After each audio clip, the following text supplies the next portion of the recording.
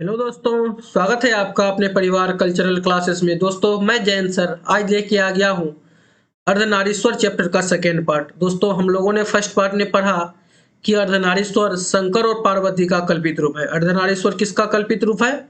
शंकर और पार्वती का कल्पित रूप है। और हमने यह भी पढ़ा कि महावीर और बुद्ध ने महिलाओं को भिक्षुणी होने का अधिकार दिया, लेकिन उनसे वह अधिकार भी छीन लिया गया धर्माचार्यों द्वारा। ठीक ना? जब उसको पता चला कि नारियों को यह जो अधिकार दिया गया है भिक्षुणी होने का, इससे उसको कोई फायदा है ही नहीं, क्योंकि वो मोक्ष नहीं पा सकती है इस जीवन में। इसलिए उसको घर में ही रह के दान पुण्य करना होगा जब तक फिर उसका पुनर्जन्म पुरुष योनि में ना हो जाए। ठीक दोस्तों, यहाँ तक हम लोगों ने पढ़ा है बहुत ही शानदार तरीके से।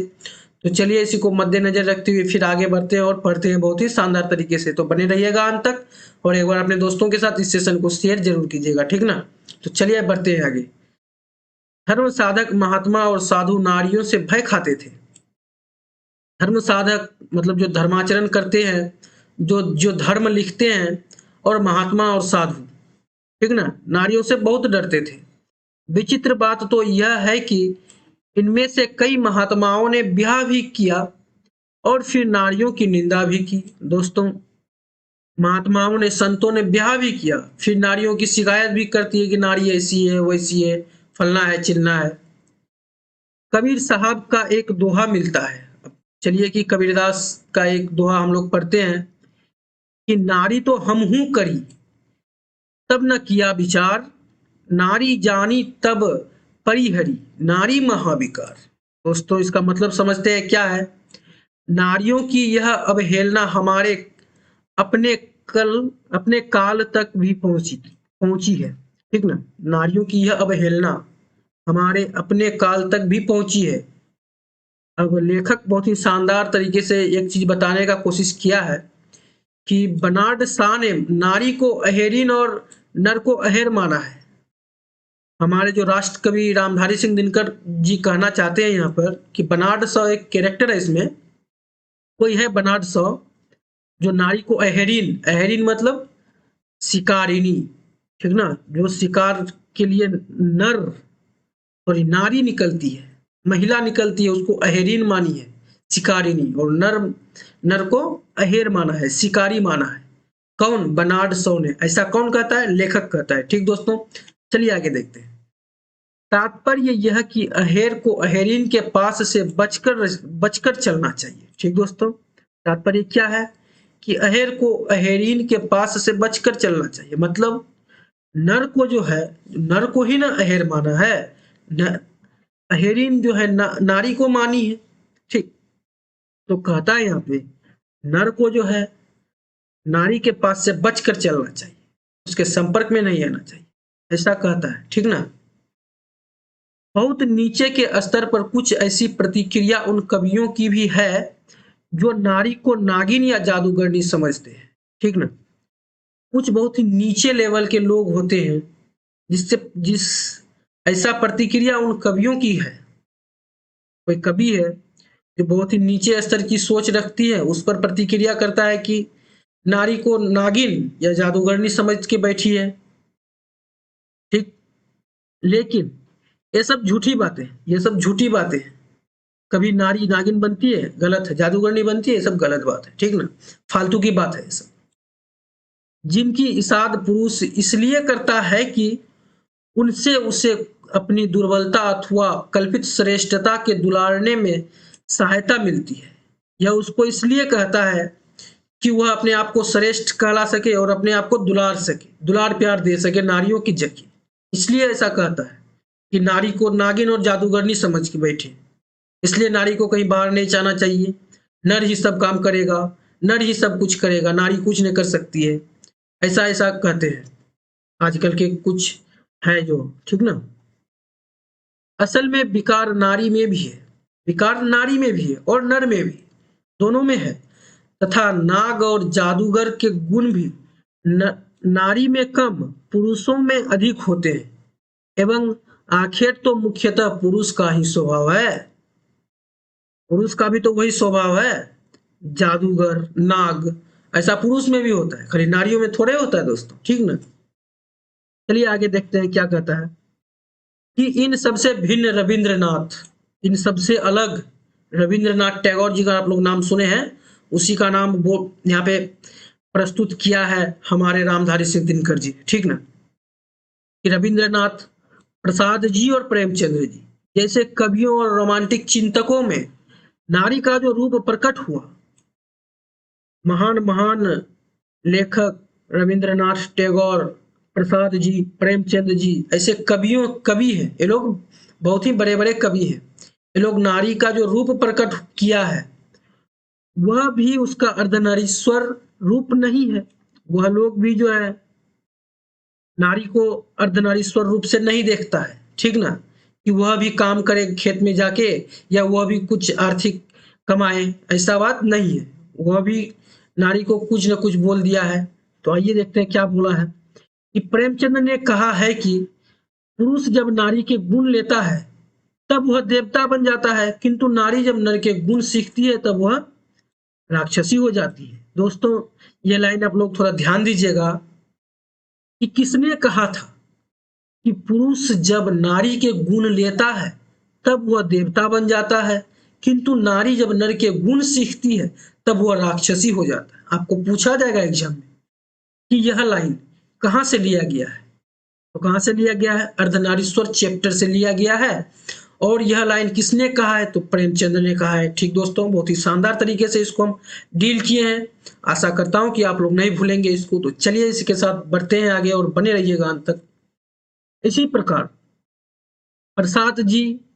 प्रसाद जी की ईडा के विषय में यदि यह कहा जाए कि ईडा वह नारी है जिसने पुरुषों के गुण सीखे हैं, तो निष्कर्ष यही निकलेगा कि प्रसाद जी भी नारी को पुरुषों के क्षेत्र से अलग रखना चाहते थे, ठीक ना। अगर नारी की ईरा की जाए, नारी की ईरा के पुरुषों की गुण सीखती है, निष्कर्ष यही निकलता है कि प्रसाद जी भी नारी को पुरुषों के क्षेत्र से अलग रखना चाहते हैं। यानी कि इसका कहने का तात्पर्य यह है कि प्रेमचंद जी जो थे नारी को भी नहीं मानती थी कि वह पुरुष का गुण सीखे। अगर पुरुष का गुण सीख लेती है तो वह पुरुष के जैसा बन जाती है, लेकिन ऐसा बात नहीं है, ठीक ना। चलिए आगे देखते हैं। और रविंद्रनाथ का मत तो और भी स्पष्ट है। वे कहते हैं, अब देखिए दोस्तों यहाँ पे थोड़ा बंगाली में है भी है, हमको बंगाली भाषा आता है, आपको हम समझा देते हैं क्या क्या बोला है। हम बंगाली में बोलते हैं, उसके बाद हम समझा देंगे नीचे में। नारी यदि नारी है, तो आइए समझते हैं, देखते हैं क्या है।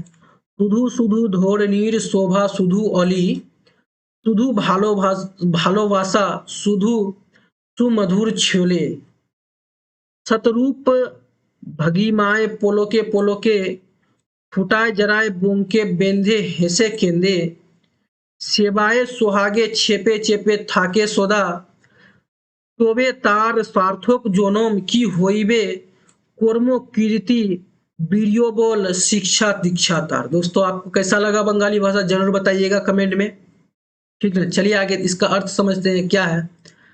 अर्थात नारी की सार्थकता उसकी भंगिमा के मोहक और आकर्षक होने में है। केवल पृथ्वी की शोभा, केवल आलोक, केवल प्रेम की प्रतिमा बनने में है। नारी क्या है, आकर्षण होने में है, उसको उसकी तरफ आकर्षण होने में है। केवल पृथ्वी की शोभा है, केवल आलोक है और प्रेम की प्रतिमा है। कौन, नारी, ठीक ना। कर्मकृति वीर्यबल और शिक्षा दीक्षा लेकर वह क्या करेगी, नारी कर्मकृति वीर्यबल और शिक्षा दीक्षा लेकर क्या करेगी, ऐसा कौन कहता है, रविंद्रनाथ टैगोर जी ने कहता है, ठीक है। ऐसा कह रहा है हमारे लेखक रामधारी सिंह दिनकर, ठीक ना, कि रविंद्रनाथ टैगोर ऐसा कह के गया है, ठीक। मेरा अनुमान है कि ऐसी परिस्थितियों को ललनाएं अभी भी बुरा नहीं मानती। ललनाएं जो है लेखक का, वह भी बुरा नहीं मानती है। सदियों की आदत और अभ्यास से उनका अंतर्मन भी यही कहता है कि नारी जीवन को सार्थकता पुरुष को रिझाकर रखने में है। नारी जीवन किसके लिए है, पुरुष को सिर्फ सुख देने के लिए, उसको रिंझा कर रखने में, और कुछ नहीं है। आगे देखते हैं। यह सूचना उन्हें बहुत अच्छा लगता है कि नारी स्वप्न है। यह सुनना उन्हें बहुत अच्छा लगता है कि नारी क्या है? स्वप्न है। नारी सुगंध है। नारी पुरुष की बाह पर झूलती हुई जूही की माला है। नारी नर के वक्ष स्थल पर मंदार हार है, किंतु वह पराग है जिसे अधिक से अधिक उड़ेल कर वह नवयुग के पुरुष नारियों के भीतर उठने वाले स्वतंत्र के स्फुलिंगों को मंद रखना चाहते हैं। ठीक समझे यहाँ तक? नारी क्या है? नारी स्वप्न है, सुगंध है। नारी पुरुषों की बाह पर झूलती हुई जूही की माला है। नारी नर के वक्ष स्थल पर, हृदय पर मंदार हार है। ठीक ना? वह सिर्फ आनंद का खाना है और कुछ भी नहीं है, इससे ज्यादा कुछ भी नहीं है नारी। ऐसा मानता है आदमी सब। ठीक ना? पहले के जमाने के लोग। यतियों का अभिशप्त काल समाप्त हो गया। यतियों का अभिशप्त काल समाप्त हो गया। यतियों का काल भी समाप्त हो गया। अब नारी विकारों की खान और पुरुषों की बाधा नहीं मानी जाती है। वह समय गया। ठीक ना? वह समय गया। अब नारी विकारों की खान नहीं है। अब नारी आनंद के प्रतीक नहीं है। पुरुषों की बाधा नहीं मानी जाती है। पहले तो पुरुषों की बाधा मानी जाती थी। ठीक ना? नारी। लेकिन अब ऐसा कुछ भी नहीं है, सब खत्म। वह प्रेरणा का उद्गम, शक्ति का स्रोत और पुरुषों की क्लांति की महाऔषधि हो उठी है। ठीक ना? वह जो प्रेरणा है, वह जो उद्गम है, शक्ति का स्रोत है, वो पुरुषों की क्लांति का महाऔषधि बन के उठ गई है। ठीक? कौन? नारी। अभी फिर भी नारी अपनी सही जगह पर नहीं पहुंची है। नारी का क्या है भाई? उसके पास वो तो फिर भी नहीं अब तक पहुंची है अपना सही जगह पे। जहां का तहां ही है। ठीक ना? पुरुष नारी से अब यह कहने लगा है कि पुरुष नारी से क्या कहने लगा है? आइए देखते हैं। तुम्हें घर से बाहर निकलने की क्या जरूरत है? तुम्हें घर से बाहर निकलने की क्या जरूरत है? कमाने को मैं अकेला काफी हूं। तुम घर बैठे खर्च किया करो, किंतु इतना ही यथेष्ट नहीं, क्योंकि यह ही नहीं चलेगा, और भी कुछ करना होगा। नारियों को सोचना चाहिए कि पुरुष ऐसा कहता क्यों है। अब नारियों को भी ना सोचना चाहिए भाई कि आखिर पुरुष हमको ऐसा कहता क्यों है। तुम्हें घर के बाहर निकलने की क्या जरूरत है? पैसा तो मैं अकेले ही कमा लूंगा। ठीक ना? तुम घर बैठे खर्च करो। लेकिन नारी को यह सोचना चाहिए कि आखिर पुरुष ऐसा हमको कहता क्यों है। नारी ऐसा सोच ही नहीं पाती है। ठीक ना? स्पष्ट ही इसलिए कि नारी को वह अपनी क्रीड़ा की वस्तु मानता है। नर क्या है? नर क्या मानता है नारी को? खेलने की वस्तु मानता है। उसके मन के साथ खेलता है पुरुष। आराम के समय अपने मनोविनोद का साधन समझता है। उसको आराम के समय, जब वो लेटे रहता है, आराम करता है, उस नारी को मनोविनोद का साधन समझता है। इसलिए वह नहीं चाहता कि आनंद की इतनी अच्छी मूर्ति पर थोड़ी सी धूल या थोड़ा भी धुएं का धब्बा लगे। नर ऐसा नहीं चाहता है कि तुम पर कोई खरोच आए, तुम पर कोई आँच आए, तुम काली हो जाओगी। अगर तुम घर से बाहर निकलेगी, तुम काली नहीं हो जाएगी, फिर मेरा क्या होगा? ठीक ना? ऐसा बोलता है नर। ठीक, आगे देखते हैं। नारी और नर एक ही द्रव की ढली दो प्रतिमाएं हैं। दोस्तों यह लाइन बहुत फेमस है, थोड़ा इसको अंडरलाइन कर देते हैं कि नारी और नर एक ही द्रव की ढली दो प्रतिमाएं हैं। दोस्तों यह लाइन बहुत बार पूछ चुका है एग्जाम में, तो थोड़ा हाई अलर्ट पे हो जाइए आप लोग। और एक बार आप लोग कमेंट सेक्शन में जरूर बताइएगा, नारी और नर एक ही द्रव की ढली दो प्रतिमाएं हैं, यह कहां से लिया गया है? तो कहां से लिया गया है? अर्धनारीश्वर से लिया गया है। हम लोग कैसे पता करेंगे? यहाँ पे नर और नारी के बारे में बताया गया है, तो दोस्तों आपको हम पहले ही बता चुके हैं। अर्धनारीश्वर शंकर और पार्वती का कल्पित रूप है। हम लोग यहाँ से भी इस पर दिमाग लगा सकते हैं। शंकर और पार्वती, शंकर मतलब नर और पार्वती मतलब नारी। ठीक, यानी दो प्रतिमाएं। ठीक ना? प्रतिमा मतलब होता है दोस्तों, प्रतिमा मतलब होता है मूर्ति। ठीक ना? आइए समझ गए यहाँ तक। चलिए आगे बढ़ते हैं। आरंभ में दोनों बहुत कुछ समान थे। जब आपको बताए थे ना पहले वीडियो में, आदि मानव और आदि मानवी की कहानी बताए थे आपको। ठीक ना? वही कहता है, वही कहा गया है अभी कि आरंभ में दोनों बहुत समान थे, ये सब बंटवारा नहीं हुआ था, ठीक है ना। आज भी प्रत्येक नारी में कहीं न कहीं कोई एक प्रच्छन्न नर और प्रत्येक नारी में कहीं न कहीं एक छिन्न नारी छिपी हुई है, ठीक। लेखक यह कहना चाहते हैं बहुत ही शानदार तरीके से कि प्रत्येक नारी में कहीं न कहीं नर छुपा हुआ है और प्रत्येक नर में कहीं न कहीं नारी छिपी हुई है। किंतु किंतु सदियों से नारी अपनी भीतर के नर को और नर अपने भीतर की नारी को बेहतर दबाता आ रहा है, लेकिन वह दिखाना नहीं चाहता है या चाहती है। नारी भी नहीं दिखाना चाहती है कि मेरे अंदर पुरुष है और नर भी नहीं दिखाना चाहता है कि मेरे अंदर नारी है, ठीक ना। परिणाम यह है कि आज सारा जमाना ही मर्दाना मर्द और औरतानी औरत का जमाना हो उठा है, ठीक ना। परिणाम यह है कि आज सारा जमाना मर्दाना मर्द है और औरताना औरत जमाना आजकल हो गया है, ठीक ना।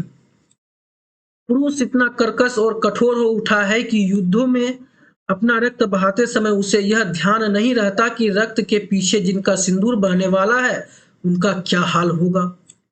आजकल का जो पुरुष सब है, आजकल का जो आदमी सब है, वह इतना कठोर हो गया है, इतना कर्कश हो गया है कि उसको यह भी नहीं पता होता है कि जो हम विवाह किए हैं, हम जो जा रहे हैं रक्त बहाने, इसके बाद उसका ध्यान कौन रखेगा मेरी पत्नी का, उसका जो सिंदूर बहेगा उसका क्या हाल होगा, उसको मरने के कगार में छोड़ रहे हैं हम। ऐसा कुछ नहीं सोचता है, डायरेक्ट कूद पड़ता है किसी में भी, ठीक ना। कहीं भी अपना रक्त बहा देता है, वह कुछ आगे पीछे नहीं सोचता है। और न सिंदूर वालियों को ही इनकी फिक्र है और न ही स्त्रियों को भी इनका फिक्र है कि और नहीं तो उन जगहों पर तो उनकी राय खुले जहां सिंदूर पर आफत आने की आशंका है। वह ऐसा भी नहीं सोचती है कि चलो मेरे सिंदूर पर अब आफत आएगी, अब क्या होगा, इसकी आशंका भी उसको भनक भी नहीं लगता है। कौरवों की सभा में यदि संधि की वार्ता कृष्ण और दुर्योधन के बीच न होकर कुंती और गांधारी के बीच हुई होती तो बहुत संभव था कि महाभारत नहीं बचता। दोस्तों यहाँ थोड़ा महाभारत का सीन आ गया है, तो आइए इसको समझते हैं कि लेखक कहता है कि अगर बातचीत अगर कृष्ण और दुर्योधन के बीच न होकर कुंती और गांधारी के बीच हुई होती, क्योंकि यहाँ देखिए कृष्ण और दुर्योधन दोनों मर्द मर्द है, दोनों का खून गर्म है, दोनों एकदम पूरा गुस्से से क्रोध, उसके बीच हो गया बातचीत तो महाभारत हो गया। लेकिन कुंती और गांधारी दोनों तो आनंद का खान है, नारी है ना, तो इसलिए आनंदमय है, वो दोनों बहुत ही शांत स्वभाव का है, इसलिए अगर उनके बीच अगर वार्तालाप हुई होती तो संभव था ही कि यह महाभारत नहीं मचता। महाभारत क्यों मचा, आपसे यह क्वेश्चन पूछा जाएगा बोर्ड में कि महाभारत क्यों हुआ था, तो क्यों हुआ था, क्योंकि कृष्ण और दुर्योधन के बीच बातचीत हुई थी, इसके कारण ही महाभारत हुआ था। और महाभारत किनके किनके बीच, सॉरी वार्तालाप किनके किनके बीच अगर होती तो महाभारत नहीं मचती, किनके किनके बीच होती तो महाभारत नहीं मचती, कुंती और गांधारी के बीच। ठीक दोस्तों, समझ गए बहुत ही शानदार तरीके से। तो चलिए इसी शानदार तरीके से बढ़ते हैं आगे और बने रहिएगा अंत तक, ठीक ना। चलिए आगे क्या कहता है, आइए देखते हैं। किंतु कुंतियां और गंधारियां तब भी निश्चेष्ट थी और आज भी निश्चेष्ट है, ठीक ना, उसकी कोई चेष्टा नहीं थी आज भी। मतलब कुंतियां और गंधारियां का कहने का मतलब है नारियां, ठीक ना, क्योंकि वो दोनों नारियां थे, नारी थी, ठीक, उसका मतलब यही है दोस्तों यहाँ पे, ठीक ना। बल्कि द्वापर द्वापर से कलिकाल तक पहुंचते पहुंचते वह अपने भीतर की नरता का और भी अधिक दलन कर चुकी है। नारी जो है वह द्वापर युग से, किस युग से, द्वापर युग से कलिकाल चलते आ रहा है, पहुंचते पहुंचते अपना भीतर की नरता, उसके अंदर जो नरता था, नरता मतलब नर का गुण था, उसका तो दलन हो चुका है अभी यहां तक पहुंचते पहुंचते। जहां कहीं फूलों का प्रदर्शन और रेशमी वस्त्रों की हाट है, नारियां अपने मन में वहीं जमा हो जाती है।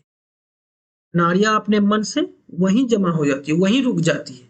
जहां प्रदर्शन होता है रेशमी वस्त्रों का, जहां पर होता है, कहाँ क्या होता है, रेशमी वस्त्रों का जहां हाट लगता है, नारियां अपने मन से वहीं जमा हो जाती है, वहीं चल जाती है नारियां, क्योंकि नारियां आनंद की खान है इसलिए। ठीक दोस्तों, वह भी यह सोच लिए कि चलो हमसे भाई और कुछ नहीं होगा, इसलिए जो कहता है पुरुष वही हम मान लेते हैं।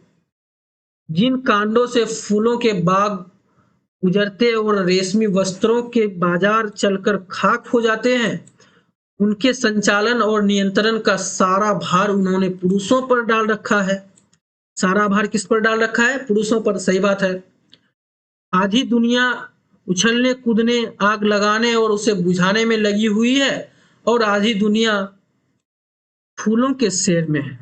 आधी दुनिया क्या करती है कि उछलने कूदने पर है, एकदम पूरा एंजॉय कर रहा है, पूरा एकदम आग लगाने में भी है, आग बुझाने में भी लगी हुई है। आधी दुनिया फूलों की सैर में है। ठीक है, चलिए आगे देखते हैं। नर नारी के प्रचलित संबंधों का मनोवैज्ञानिक प्रभाव संसार के इतिहास पर पड़ रहा है। नर नारी के प्रचलित संबंधों का मनोवैज्ञानिक प्रभाव किस पर पड़ रहा है? संसार के इतिहास पर पड़ रहा है। ठीक दोस्तों, और जब तक यह संबंध नहीं सुधरते, शांति के मार्ग की सारी बाधाएं दूर नहीं होंगी। और जब तक यह नर और नारी का मामला नहीं सुलझेगा, तब तक यह बाधाएं दूर नहीं होगी। नारी कोमलता की आराधना करते करते इतनी कोमल हो गई कि अब उसे दुर्बल कहना चाहिए।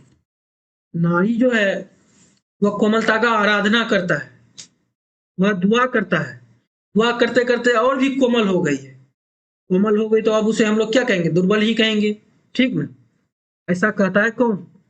हमारे राष्ट्र कवि रामधारी सिंह दिनकर, जो कि बिहार से ताल्लुकात रखते हैं। आप लोग याद रखिएगा, ठीक ना?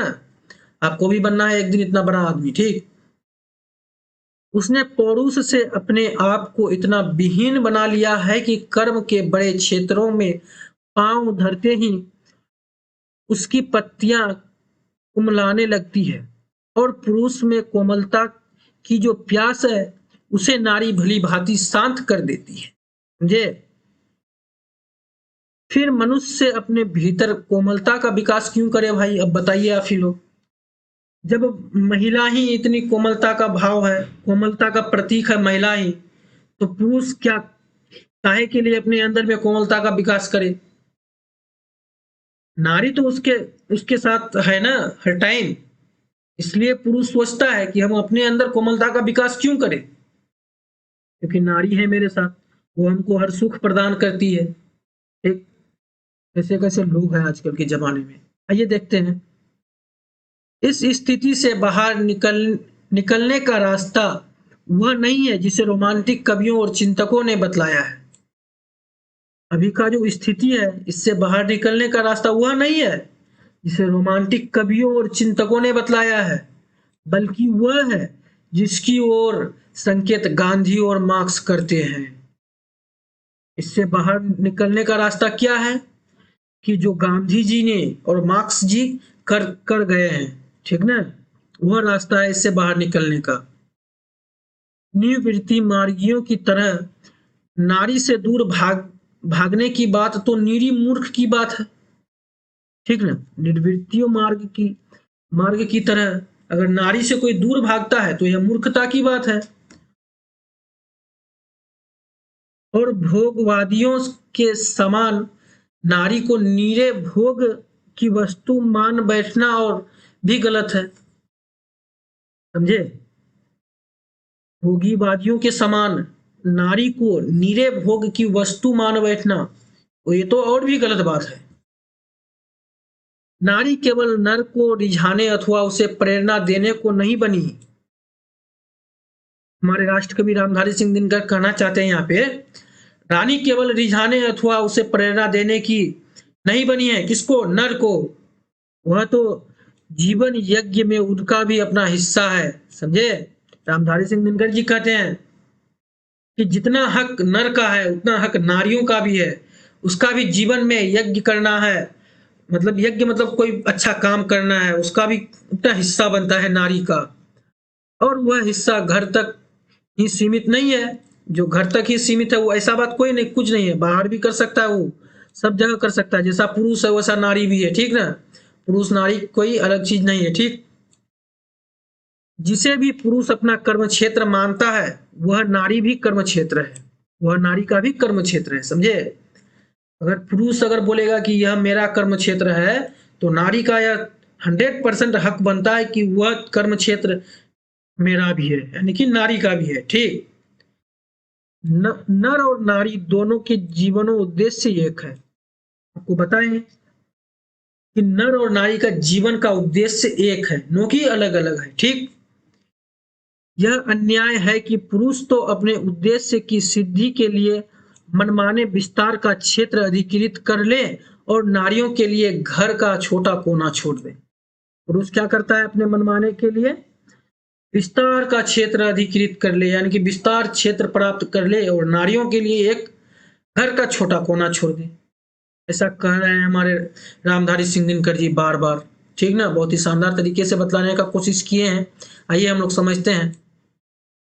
जीवन की प्रत्येक बड़ी घटना आज केवल पुरुष प्रवृत्ति से नियंत्रित और संचालित होती है, इसीलिए उसमें कर्कशता अधिक, कोमलता कम दिखाई देते हैं। नरों में कर्कशता अधिक दिखाई देती है और कोमलता कम दिखाई देती है।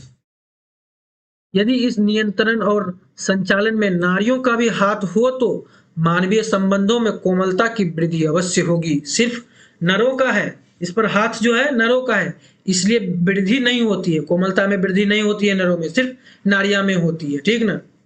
अगर नारियों का भी हाथ होता इस मानवीय संबंधों में, अगर नर भी करता यह काम और नारी भी करता वही काम, तो कोमलता का भाव सब में वृद्धि होती, ठीक। लेकिन जो काम नर करता है वह काम करने का अधिकार नारी को नहीं दिया गया है, इसलिए कोमलता का विकास सिर्फ नारियों में है, नरों में नहीं है, ठीक ना। समझ गए यहाँ तक? तो चलिए आगे देखते हैं शानदार तरीके से। यही नहीं, प्रत्युत प्रत्येक नर को एक हद तक नारी और प्रत्येक नारी को एक हद तक नर बनाना भी आवश्यक है। जी हाँ, बिल्कुल सही बात है दोस्तों। जहां तक नर को एक हद तक नारी बनने का अधिकार है, उसी तरह हर नारी को एक नर बनने का भी बहुत ही जरूरी है, ठीक ना। गांधी जी ने अपने जीवन के अंतिम दिनों में नारीत्व की भी साधना की थी। अंतिम दिनों में जब गांधी जी अपने नारीत्व की साधना की थी, तब उनकी पोती ने उस पर जो पुस्तक लिखी है, उसका नाम ही बापू मेरी माँ है। दोस्तों, यहाँ से क्वेश्चन पूछते हैं बोर्ड वाले बहुत बार कि बापू मेरी माँ, यह पुस्तक किसने लिखी है? तो किसने लिखी है दोस्तों? गांधी जी की पोती ने लिखी है, ठीक। याद हो गया होगा आप लोगों को। एक बार कमेंट सेक्शन में बता दीजिएगा कि बापू मेरी माँ किसने लिखी है। तो किसने लिखी है?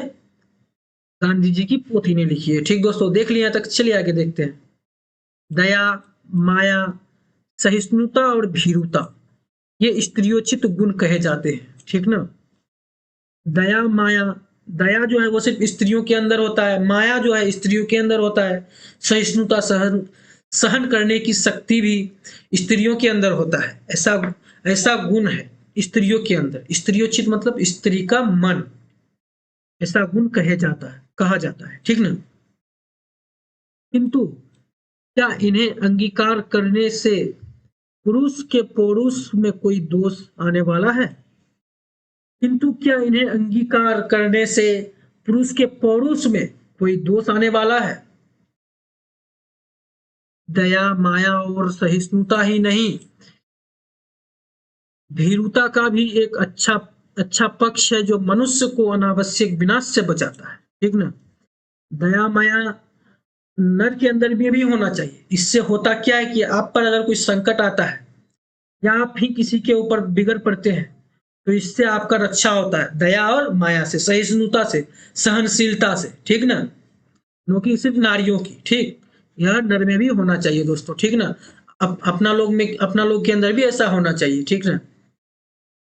उसी प्रकार अध्यावसाय, साहस और शूरता का वर्णन करने से भी नारीत्व की मर्यादा नहीं घटती है, ठीक ना। उसी प्रकार अध्यवसाय, साहस और शूरता का वर्णन करने से भी नारीत्व की मर्यादा नहीं घटती है, बल्कि मर्यादा बढ़ते जाती है, बढ़ते जाती है, बढ़ते जाती है। ठीक दोस्तों, देखिए हमारे रामधारी सिंह दिनकर जी इतनी अच्छी बात कह के गई है इस दुनिया से, ठीक ना। आप लोगों को तो उसको सैल्यूट करना चाहिए, एक सैल्यूट तो बनता है, ठीक ना। तो चलिए देखते हैं क्या है।